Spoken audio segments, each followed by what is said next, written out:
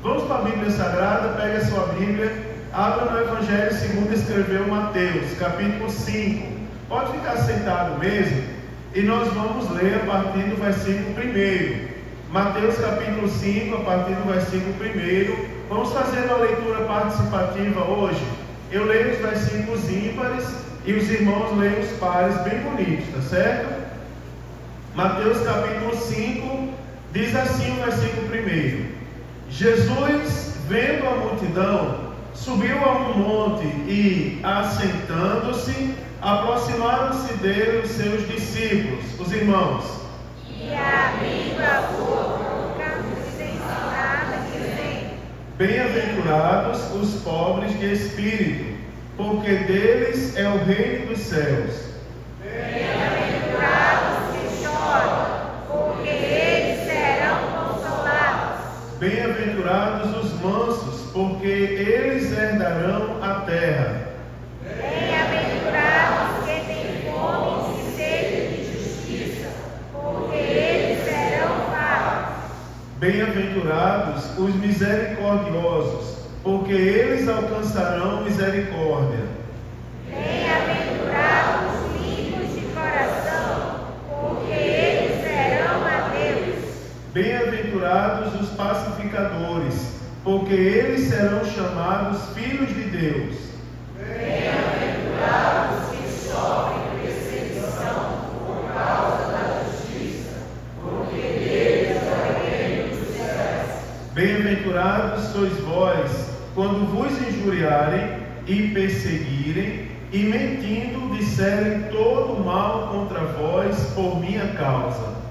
Exultai e alegrai-vos, porque é grande o vosso galardão nos céus, porque assim perseguiram os profetas que foram antes de vós.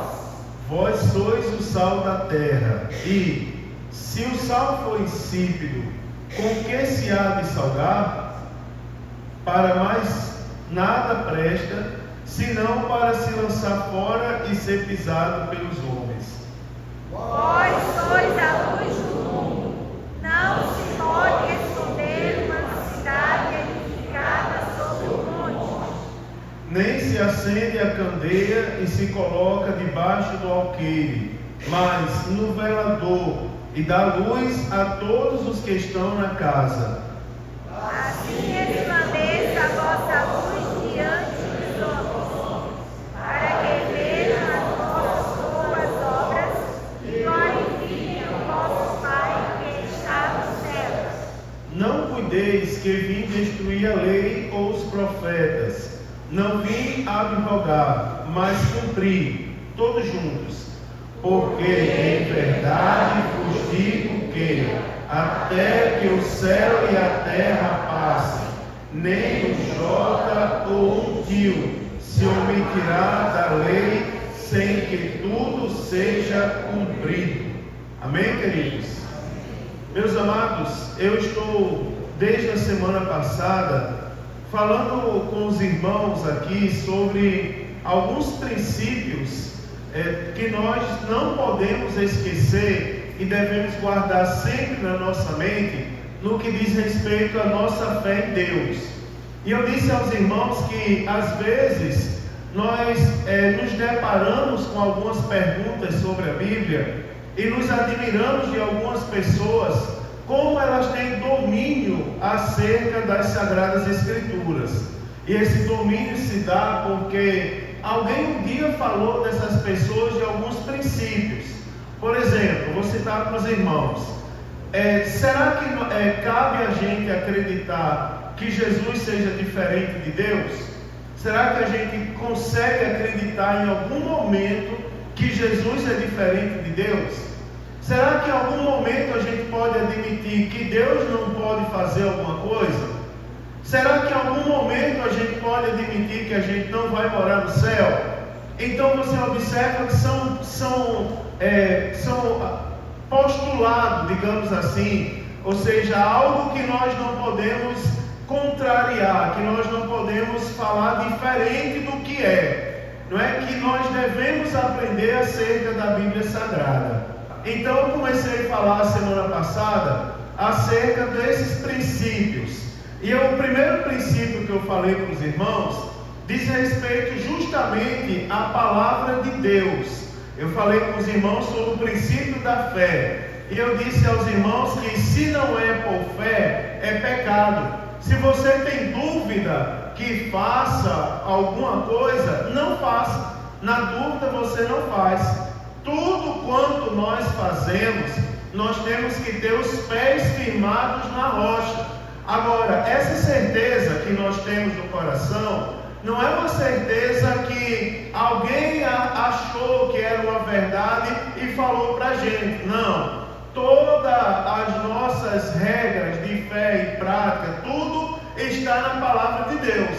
A certeza que a gente precisa ter é que se aquilo que nós estamos fazendo, pensando, falando, aquilo tem base bíblica, tem base na palavra do Senhor. Então eu disse para os irmãos, citei Romanos 14, 22, 23. Tens tu fé? Tenha ti mesmo diante de Deus. Bem-aventurado aquele que não se condena naquilo que aprova. Ou seja, aquilo que tem certeza de tudo quanto ele está fazendo e que tudo quanto ele está fazendo está embasado na palavra do Senhor. Depois eu disse aos irmãos que os irmãos, baseado nos textos lá de 1 Coríntios, eu disse, olha irmãos, nós devemos fazer algumas perguntas quando o assunto é o nosso proceder. Por exemplo, nós devemos analisar a licitude. Se é lícito nós fazermos alguma coisa. Agora, não é porque é lícito que nós devemos fazer. Porque a mesma Bíblia também diz, convém. E ela diz, tudo é lícito, mas nem tudo convém que eu faça. E aí, continuando no princípio da licitude, eu disse não só a conveniência, mas também nós devemos analisar a edificação. Se aquilo que nós vamos fazer trará edificação para a nossa fé. Eu falei para os irmãos algumas coisas e eu vou abrir um parênteses isso aqui em algo que eu lembrei que nós vivenciamos em uma igreja que nós dirigimos. Um rapaz que nós investimos nele para ele se livrar do vício em entorpecentes. Esse rapaz ele passou um tempo numa clínica, depois ele voltou na igreja. E quando ele estava no culto, um dia de culto, entrou um bêbado na igreja e ele disse, deixa que eu cuido dele, sentou do lado dele. Quando aquele bêbado sentou, Thaisa fez sinal para mim de lá e disse, Mário, ele vai cair. Esse bêbado não veio para o culto para aceitar Jesus, veio para ele sentir o cheiro da bebida outra vez e sentir desejo de sair e beber de novo. Ele só falou em secreto para mim, mas não deu outra. No outro culto ele já não veio mais, já subiu de casa, já deu trabalho à família outra vez, porque parecia até lícito ele cuidar daquele rapaz, mas não convinha por causa da situação dele, não trazia edificação por causa das limitações dele. E eu disse, olha irmãos, como a gente tem que ser sóbrio nas coisas que a gente faz. É lícito, mas espera aí, edifica? É lícito, mas convém que eu faça? Né, irmãos? Tem algumas perguntas que nós devemos fazer. Depois disso eu falei do princípio da glória de Deus. Outra grande pergunta que norteia todas as áreas da nossa vida. É o princípio que a Bíblia diz, portanto, quer comais, bebais ou façais qualquer outra coisa que faça para a glória de Deus. E eu não disse aos irmãos que uma vez vieram 3 irmãs para mim, num determinado lugar, e disseram assim, pastor, a nossa roupa é adequada para vir para a igreja? Mas é aquelas perguntas que você vê nos olhos assim, que se você disser que sim, elas vão fazer confusão. Se disser que não, elas vão fazer também. Aí eu disse assim, irmã, na sua casa tem espelho? Ela disse, tem. Na de vocês 3? Tem. Aí aquele espelhão que vê a pessoa todinha assim, aí ela disse, sim, então faça o seguinte, quando você se arrumar, não só para vir para a igreja, mas para ir para qualquer outro lugar, Se coloque diante do espelho, olhe para você mesmo e diga assim: Senhor, a minha roupa glorifica o teu nome. Se você sentir paz, fica com a tua roupa, meu irmão. Mas se não sentir, eu vou lhe dar um conselho: vai lá e troque. Não é? Aí isso a gente aplica em tudo, nos louvores que a gente canta, nas palavras, nos julgamentos que a gente profere, não é? Outro dia eu fui chamado numa igreja, fui enviado para resolver um problema. Eu era o coordenador geral dos novos convertidos, e naquela congregação tinha um número grande de novos convertidos, e eles se levantaram contra o dirigente da igreja, porque o abençoado do dirigente falou para a igreja o seguinte: olha, irmãos, quem fizer presépio de Natal vai para o inferno, porque aquilo não é de Deus. E aí o rapaz se levantou lá no meio da igreja, bem novo convertido, e disse assim: prove que não é de Deus. Aí ele disse: não, e começou aquela discussão: não desobedeça o seu pastor, tal. Rapaz, não, rapaz, eu não estou desobedecendo, não, eu quero que você prove na Bíblia. E criou-se um motim contra o dirigente. E aí o pastor presidente disse: ele é novo convertido, vai lá resolver. Você chega lá e já resolve, os outros estão querendo bater no pastor. Aí eu cheguei lá e falei: eu disse, irmãos, olha, o problema do presépio é porque ele nem sempre representa o que está na Bíblia. Porque o povo faz o presépio. Eu vi um presépio outro dia que até porco tinha. É verdade, a pessoa está um bocado de porco, irmãos, aqui no presépio, no lugar onde Jesus nasceu, supostamente, não é? Aí estava lá, e colocaram, e confunde a cabeça do povo. Eu digo: olha, esse negócio nunca representa o nascimento de Cristo, porque bota os magos lá, os magos do Oriente, na frente de Jesus na manjedoura. O povo não lê a Bíblia, não vê que existe a diferença dos magos e dos pastores, que estavam lá dos pastores, da comarca.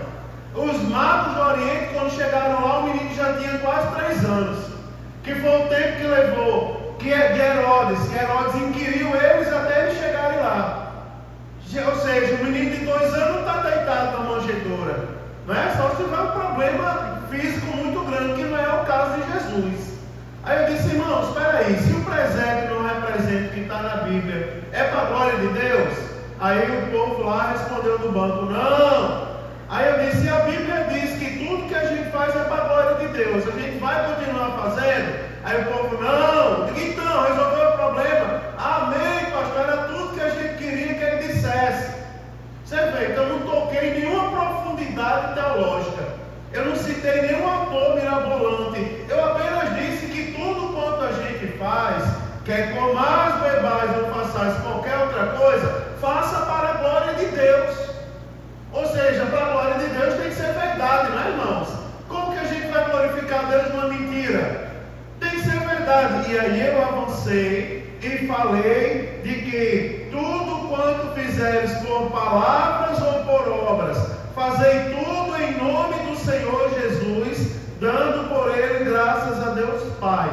Eu disse: olha, tudo quanto você fizer, olha como isso muda a nossa vida como crentes, seja por palavras ou por obras. Tudo quanto a gente fizer, fazei tudo em nome do Senhor Jesus.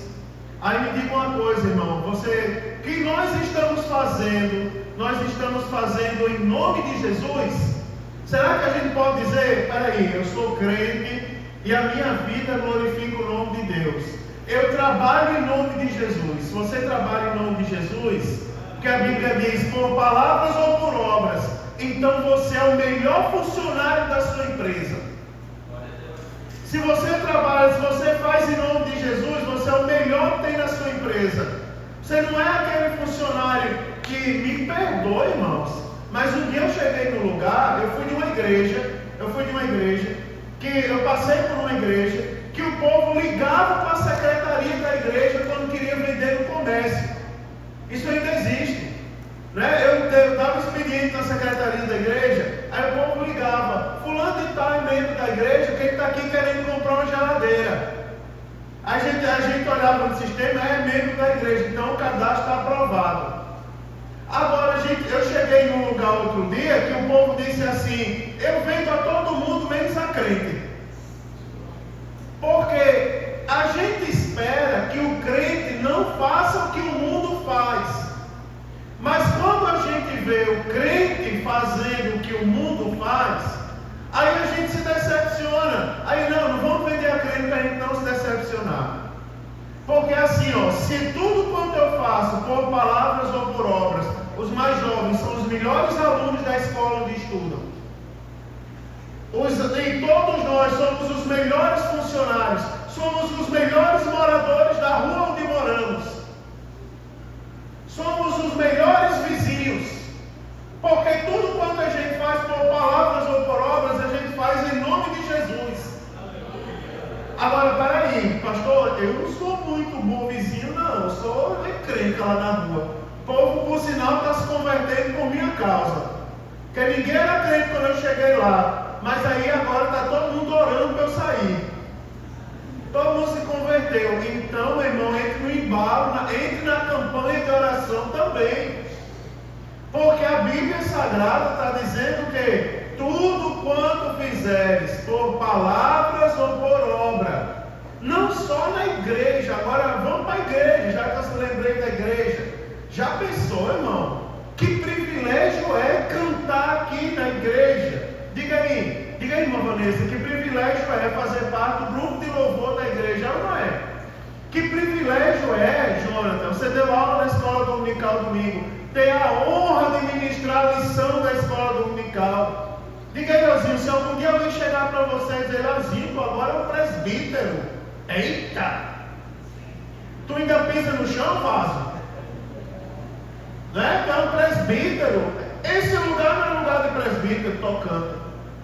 Aí você vai lembrar disso que eu estou falando hoje. Vai dizer, rapaz, a minha Bíblia diz, lá em Colossenses capítulo 3, versículo 17, que tudo quanto eu fizer, seja por palavras ou por obras, eu tenho que fazer em nome de Jesus. Já pensou, meu irmão? Há poder no nome de Jesus. Há poder no nome de Jesus. Você já pensou quando toca esse teclado? Vidas são tocadas pelo louvor e aceitam Jesus. Quando nós somos bons funcionários na empresa, onde estivermos, aí as pessoas vão dizer o quê? Não é? Vamos ser crente também, porque na minha empresa tem um crente que é o melhor funcionário. Na minha rua mora um vizinho que é o melhor vizinho. Todo mundo queria ter aquele vizinho.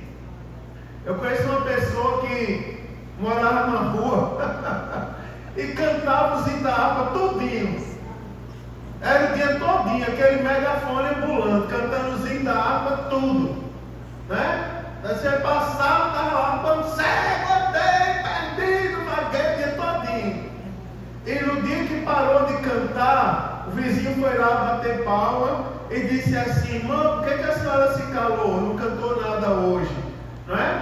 Porque já veio gente de assaltar a rua, as casas da rua. Quando ouviu a senhora cantando, não vamos entrar não, porque tem gente aqui. Já tinha pessoa em depressão, mas quando ouviu a senhora cantar, disse, não, ainda há esperança, tem Jesus Cristo. Ó, irmã, não para de cantar. Né? Ela está ali, chorando e rindo. Eu vou dizer quem foi minha sogra. Está lá. Eita, sogra abençoada, né? Foi minha sogra, irmão, é uma bênção, né? Glória a Deus por isso. Agora, para começar a falar o que eu quero falar hoje, vire as páginas da sua Bíblia, a carta do apóstolo Paulo aos Colossenses, capítulo de número 3. Colossenses, capítulo de número 3. O versículo que nós vamos ler é o versículo de número 23. Colossenses 3 e 23, isso. Veja aí as páginas da sua Bíblia, vire aí. Diz assim, Colossenses 3 e 23, diz: e tudo quanto fizer, fazer de todo o coração, como ao Senhor e não aos homens, sabendo que o 24 diz, sabendo que recebereis do Senhor galardão da herança, porque a Cristo o Senhor servis. É o princípio, irmãos, de fazer para o Senhor. Eu falei de fazer em nome de Jesus, diz respeito a fazer muito bem feito. Agora vamos atacar um pouco a consciência. Não é? Porque agora o apóstolo Paulo vai dizer: tudo quanto fizeres, faça de todo o coração. É um complemento, como ao Senhor e não a homens, sabendo que recebereis dele galardão de herança. E ele ainda diz assim, porque a Cristo Senhor servis. Já pensou como é a visão do crente? Vive no mundo, mas não pertence a esse mundo. Não é verdade? Tem um patrão na empresa, mas na verdade ele sabe que quem manda na vida dele é Deus. Então ele é diferente. Olha aí ainda na carta do apóstolo Paulo aos Gálatas, capítulo de número 1, versículo de número 10. Gálatas, capítulo 1, versículo de número 10. Diz assim: eita, misericórdia para mim, escola dominical, né?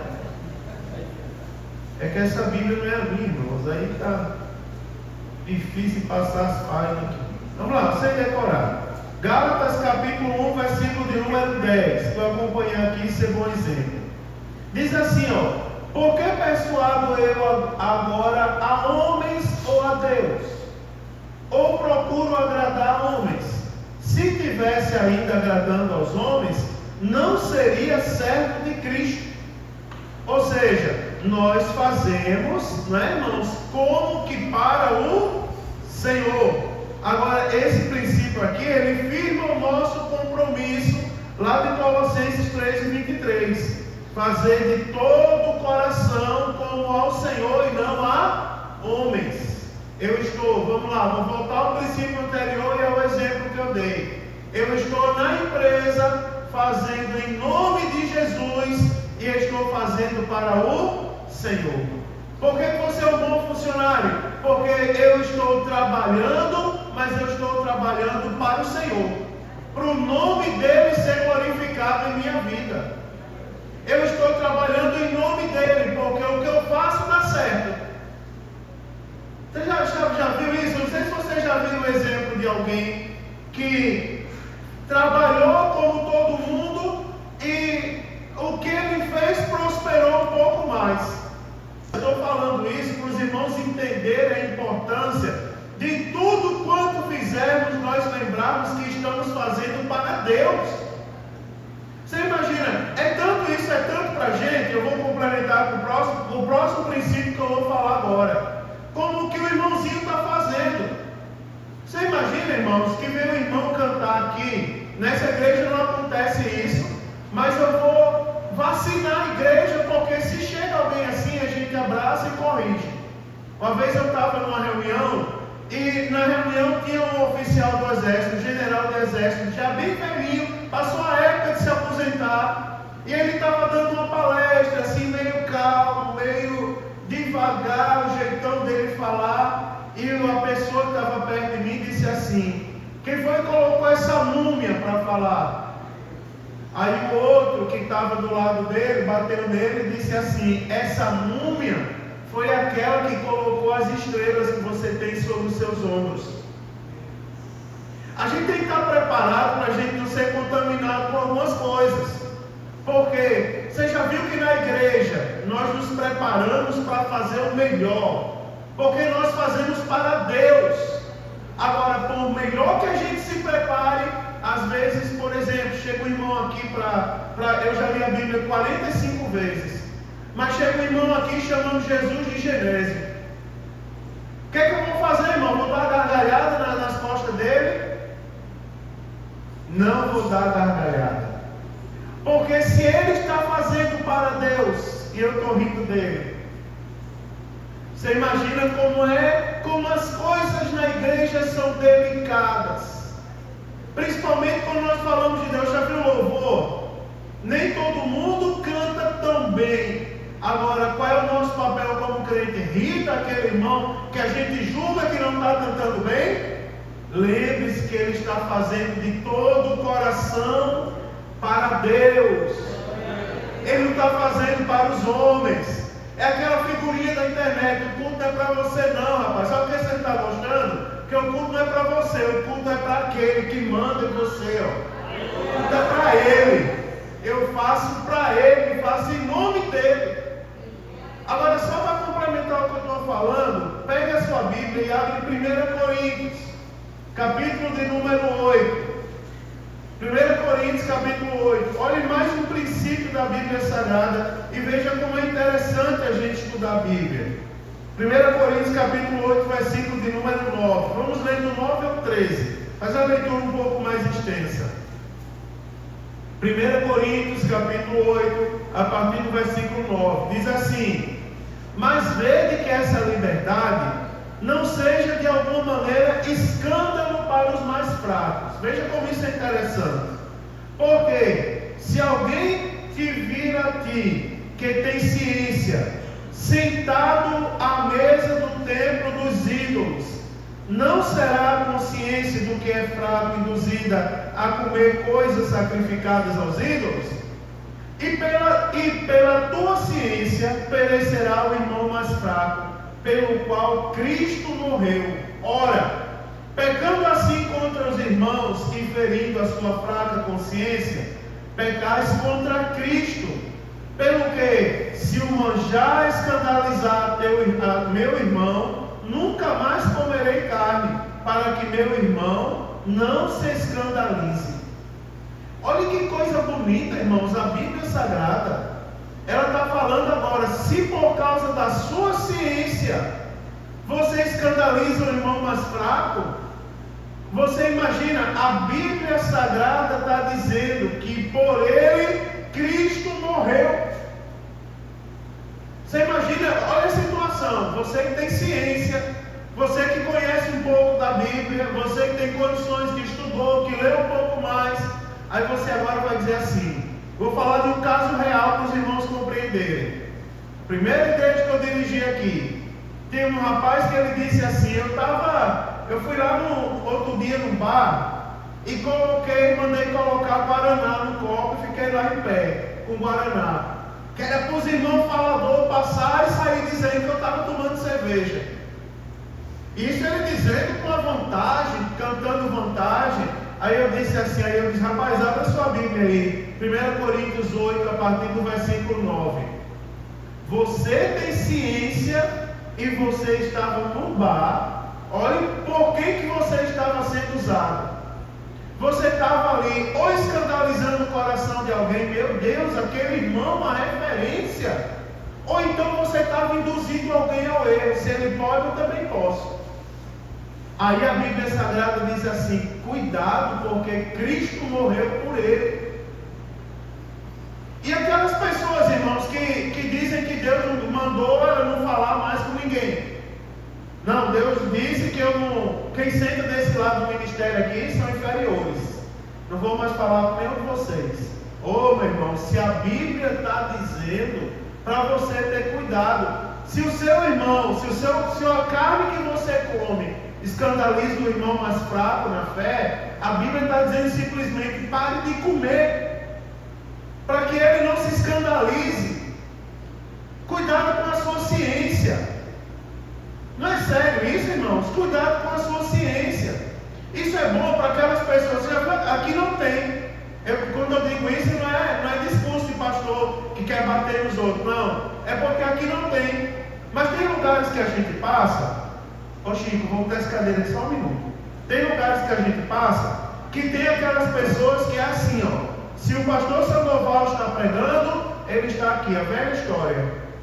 De perna passada.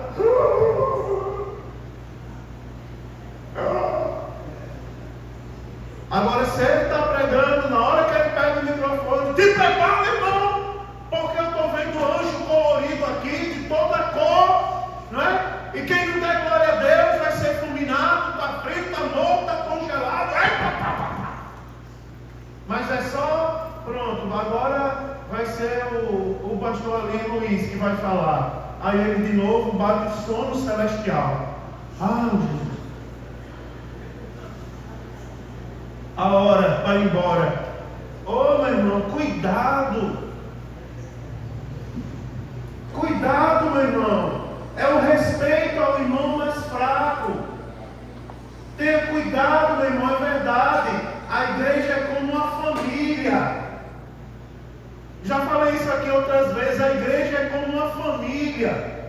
Às vezes a gente assume igreja e o povo diz assim: pastor, você vai tirar fulano da função? Não, senhor, rapaz. Na minha casa somos 5 irmãos, nenhum é igual ao outro. Cada um tem uma personalidade. Eu sou o único pastor da casa. Os outros não são pastores, não tira nem fino. Não é verdade, irmãos? É verdade, mas são uma família. Você imagina? Somos uma família. Vocês concordam comigo que somos uma família? Aí a Bíblia diz assim: cuidado, se pela tua ciência o teu irmão mais fraco está se escandalizando. Você vê um princípio bíblico. Aí agora você compreende por que a pessoa está falando tudo errado e você está dando glória a Deus. Porque pela minha ciência eu não posso matar o irmão. Não é verdade, irmão? Nós não estamos aqui para julgar ninguém.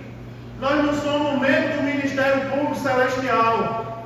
Nós não estamos aqui para fazer cobrar. Fala aí, pastor Sandoval. Deixa eu ver se o senhor está falando direito. Dê a parte do senhor em grego aí para conferir aqui se é isso mesmo. Eles queriam. É isso mesmo? Se fugir disso, não, misericórdia. Nunca vi esse grego na minha vida. Não, irmão. Se a carne que tu come escandaliza, para de comer, rapaz. Fala português. Não é verdade? Fala português. E tem uma coisa que eu quero ensinar aos irmãos, que os irmãos têm que tirar. Eu já preguei para índios, e os índios mudaram a cultura. Eu nunca mandei o índio vestir uma roupa enquanto eu preguei para eles, lá na selva, lá na Amazônia. Nunca mandei os índios vestir uma roupa, mas eles aceitavam Jesus e naturalmente eles se arrumavam. E daqui a pouco estavam as índias plantando mosquito com as palhas assim: glória a Deus, aleluia, glória a Deus, aleluia. Nunca mandei, pastor Sandoval, eles vestirem roupa. Preguei e cuidei de um grupo grande de ciganos. Lembra dos ciganos que a gente cuidou? Grupo grande de 2 condomínios de ciganos. Eles disseram: pastor, vamos deixar de ser ciganos? Não, vocês continuam ciganos, agora são ciganos convertidos. Eles tinham uma tradição que era assim, Francisco. A cigana me procurou um dia, botou a perna em cima do negócio, levantou a saia até aqui. A mulher, cubra essas pernas, pelo amor de Deus. Ela disse: não, porque eu quero lhe mostrar uma coisa. Eu digo: Deus me livre. Ela disse: eu quero lhe mostrar uma coisa. É minha perna toda cortada, tá vendo que é toda cortada, toda cheia de cicatriz? Aí eu disse: sim, irmão, mas se cubra. Aí ela disse: não, meu marido morre em cima. Eu disse: não se cubra, pelo amor de Deus, mas que ele venha. Aí ela disse assim: porque tem uma tradição entre a gente que quando o cigano tem raiva, ele vem e pega uma gilete e corta a perna da mulher todinha. Isso aí eu estou incomodado. Agora que a gente é crente, vai continuar assim? Aí eu disse: não. Aí sentei o cigano tudo e comecei a explicar: vós, maridos, amai a sua esposa, assim como Cristo amou a igreja e se entregou por ela. E ele comecei a explicar, e ele disse: não, então não pode mais fazer isso com a mulher. Eu digo: não, rapaz, corta a tua. Pega uma gilete e corta a tua, para tu ver como é bom. Porque ele corta a perna da mulher. Parou, mudou. Ciganos mudaram. Hoje são pastores de igreja, são uma bênção. E por que tem pessoas que ainda usam o seguinte argumento: é porque eu sou alemão. Sou assim porque eu sou alemão. Não, você é assim porque você ainda não entendeu o que é ser crente. Porque crente, meu irmão, ele muda a maneira de ser. Quando o evangelho alcança alguém, ele muda, o coração é moldado, transformado. Não tem essa de ser alemão, nordestino, a peste. Não, meu irmão, agora é crente. Está entendendo? Agora é crente em Jesus. E quando o evangelho chega, muda. Por que o evangelho muda os índios, os ciganos, os árabes, o muçulmano e não muda os joinvilenses? Não é verdade? É verdade. Vocês concordam comigo? Se nós somos crentes, as coisas velhas já passaram. Eis que agora tudo se fez novo. Eu faço parte de uma família. A minha igreja é a minha casa. A minha igreja é um lugar de eu vir e me sentir sentir bem e fazer de tudo para que o irmão que está perto de mim se sentir bem também. Você tem que sair da igreja feliz, cheio do Espírito Santo de Deus. Agora, para eu terminar, vou falar uma coisa. Falar mais duas. Primeiro, olha, abra a sua Bíblia em Romanos 14. Romanos capítulo 14. E eu termino. Mais duas coisas eu termino. Eu não vou me empolgar tanto.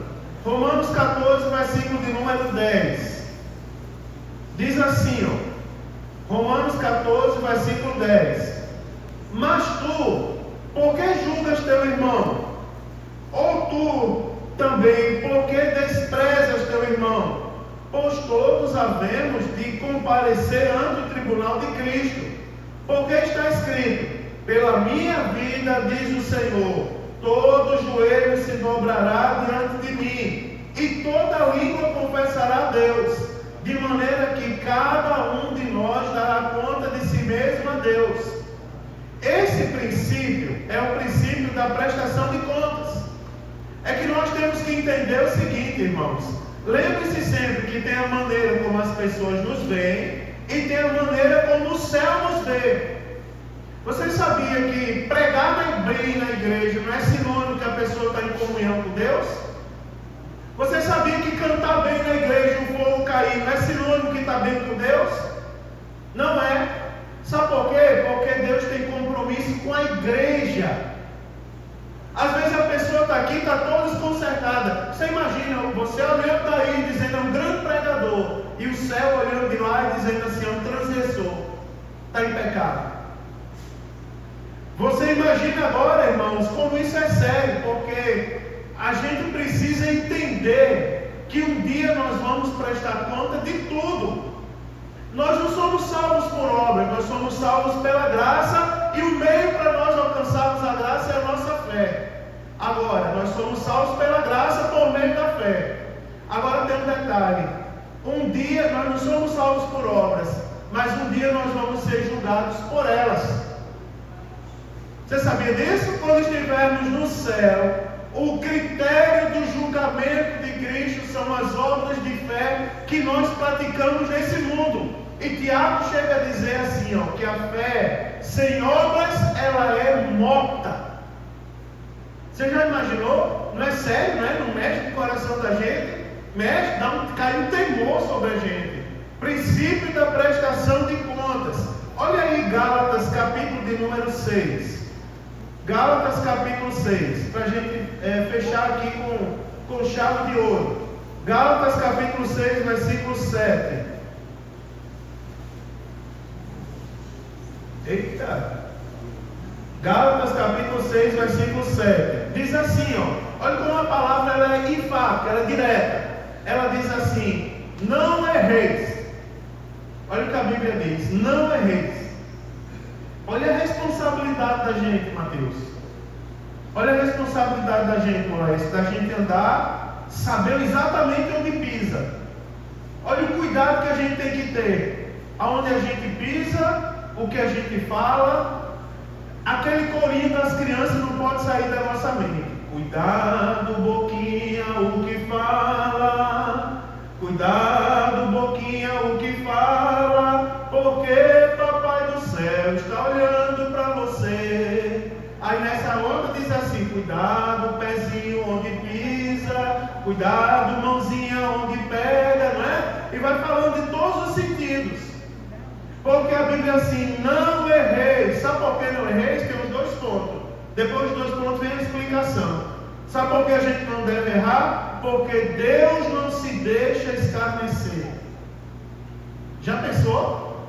As pessoas são enganadas, mas Deus é enganado? A gente consegue enganar Deus? A gente consegue até disfarçar na frente das pessoas, mas diante de Deus. Olha que princípio bonito, né? Deus não se deixa escarnecer, porque tudo que o homem semear, isto também ele ceifará. Da mesma maneira, por exemplo, que você julga e que você balança a cabeça para os irmãos, tenha certeza que as pessoas também vão lhe julgar e vão balançar a cabeça para você, porque vão usar o mesmo critério de julgamento. Isso é para todos nós, irmãos. Isso aqui é a palavra de Deus genuína, sem acréscimo. É para todos nós, é para vir temor no nosso coração. E isso aqui não apaga fogo, isso deixa o fogo mais bonito. Porque a gente faz com sinceridade de coração. Não é, irmão? Sinceridade na alma. Não para homens, a gente faz para Deus, para Ele ser glorificado e exaltado na nossa vida. Quer ver mais? Agora eu termino o último princípio que eu vou falar hoje. Olha aí, 1 Tessalonicenses, primeira carta do apóstolo Paulo aos Tessalonicenses, capítulo 5. Depois de Colossenses tem Tessalonicenses, 1 Tessalonicenses, capítulo 5, versículo de número 22. 1 Tessalonicenses 5 e 22. Diz assim, abstende-vos de toda aparência do... A Bíblia está falando agora, o último princípio que eu vou falar hoje, é o princípio de evitar a aparência do mal.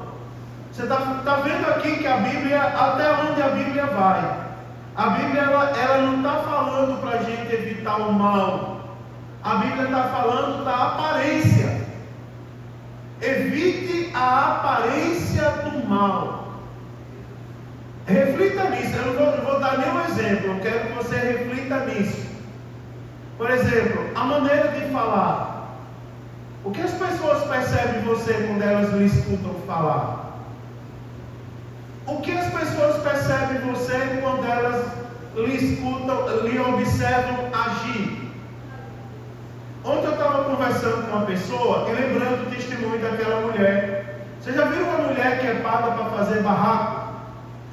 Eu conheci uma mulher que era paga para fazer barraco. Era assim, você tinha um problema no banco, aí você não resolvia. Talvez você conheça essa pessoa que eu estou falando. E você ia resolver um problema no banco, Edvaldo, e quando você não resolvia, ele pagava ela para ele fazer barraco no banco, para o gerente lhe atender. E quando você não gostava de alguém, mandava ela para fazer barraco na porta da pessoa, para escandalizar, ficar feio. Um dia eu estava pintando, essa mulher entrou na igreja e aceitou Jesus. E sabe o que ela disse? Ela disse assim: sabe por que eu vou aceitar Jesus e vou vir para a igreja? Porque eu estava com meu marido lá em cima do morro, olhando o pastor pintar o meio-fio da igreja. Uma igreja que a gente construiu, e eu estava lá pintando o meio-fio da igreja, de branco, numa tarde. E ela disse assim, que olhou, aí lá veio uma moça caminhando. Aí ela disse assim ao marido dela: quer ver, aquela moça ali, ela não tem homem que não olhe para ela quando ela passa. Quer ver o pastor se desviar e olhar para a moça? Aí o marido dela disse: olha, é o pastor. Aí ela disse: pois se ele não olhar, eu vou ser crente. Aí ela disse: eu fiquei de lá olhando o pastor pintando o meu fio. A moça passou bem pertinho dele, ele continuou pintando o meu fio. Glória a Deus. Foi assim? Está ali minha esposa, e ela falou para você, foi isso? Foi nem para mim. Aí ela disse assim, daqui a pouco a moça voltou, mais provocante ainda. E ele continuou pintando o meio-fio. Aí o marido dela olhou e disse assim: agora sabe o que resta a você? Ser crente. Porque você já observou que o crente é diferente do mundo? Glória a Deus. A gente anda na contramão do mundo. Por exemplo, o que é que o mundo fala quando o assunto é homem? Vamos lá, eu já participei de algumas palestras que dizem assim, irmão João, dizem bem assim: quem é o homem que quando passa uma mulher que ele julga bonita, ele não sai acompanhando com os olhos? Eu digo: isso é o homem natural, que não é conduzido pelo Espírito Santo. Agora, o homem que tem o Espírito Santo de Deus na vida, ele é dotado de uma capacitação sobrenatural. Sabe o que significa? Ele está no meio do povo de biquíni mais arrochado desse mundo, mas ele não vai se corromper com aquilo ali. Sabe por quê? Porque ele tem o Espírito Santo de Deus na vida dele, e ele abriu a Bíblia dele e leu quando diz assim: abstende-vos de toda aparência do mal. O que é, irmão Márcio, que o meu filho vai dizer de mim? Meu filho, né? Está ali olhando para mim. Se ele sai comigo e passa uma moça na rua e eu saio lá. Eita, Mário, terra. O que é que meu filho vai dizer de mim? E o que é que as pessoas vão dizer? Meu, e ele é pastor de igreja. Não é para não dizer assim, ele é crente. E como é que ele faz isso? Não é, irmãos? Primeiro que ele não tem a direção do Espírito Santo. Segundo, ele não leu aonde está escrito que o crente deve fugir da aparência. Você lembra de Sansão, que eu preguei aqui outro dia? Sansão não podia comer do fruto da vide. E o que foi que Sansão foi fazer na plantação de uva? Você está entendendo? Não precisa, irmãos, eu elaborar uma cartilha, ou ninguém elaborar, e dizer assim: irmão, você pode ir para tal lugar, você não pode. Você pode falar isso, você não pode falar aquilo. Você pode cantar isso, você não pode cantar aquilo. Não precisa fazer isso. Basta eu saber, irmãos, que eu tenho que fugir da aparência do mal. Em nome de Jesus, irmãos, nós temos que fugir da aparência do mal. Fugir da aparência do mal. A aparência do mal. Eu vou falar para vocês duas maneiras que o Satanás, ele, me perdoe citar o nome dele, mas eu estou ensinando a Bíblia e vou terminar agora. Duas maneiras que o Satanás usa para destruir a vida espiritual do crente. Primeiro, é induzir o crente a errar. Segundo, é induzindo outros a falar mal do erro do outro. Você concorda comigo que a falaria, às vezes, ela dá mais escândalo do que o próprio pecado? Concorda comigo? Às vezes, a falaria do erro, viu lá, irmão, ela dá mais escândalo. E a Bíblia diz: ai daquele, é um dos ais da Bíblia, ai daquele por quem veio o escândalo. Às vezes a falaria, ela causa mais escândalo ainda. Mas o que é que a Bíblia está dizendo? Abstende-vos de toda aparência do mal. O inimigo quer bater palma, urgente com a aparência do mal, mas em nome de Jesus, ele vai procurar outro lugar onde o pastor não ensina a Bíblia. Porque neste lugar os crentes não têm aparência do mal, em nome de Jesus. A gente olha o semblante e vê o brilho do Espírito Santo nos nossos irmãos. Mas é importante a gente tomar conhecimento dessas coisas, né? Está na Bíblia. Fonte inesgotável. Já pensou, irmão? Coisa bonita, né? Lâmpada para os meus pés, luz para o meu caminho, né? Aleluia! Então, irmão, nós temos que ter conhecimento dessas coisas. Vou repetir de novo. Abstende-vos de toda aparência do mal. O pastor está falando isso para alguém? Não, eu estou ensinando a Bíblia. Abstende-vos de toda aparência do mal. Toda aparência do mal. Deus nos abençoe e nos guarde. Nesse momento, cai um temor muito grande no nosso coração, não é, irmãos? Cai um temor. A irmã falou comigo depois do culto de domingo, como ela tremia quando vinha cantar aqui. Olha a minha mão como está. Olha a outra mão. Está tremendo ou não está? E as pernas do homem velho, está tremendo ou não está? Porque isso dá temor, irmão, na nossa alma. Será que nós estamos andando certo? Aí tem aquele hino que diz assim, para terminar: no céu não entra pecado, fadiga, tristeza, nem dor.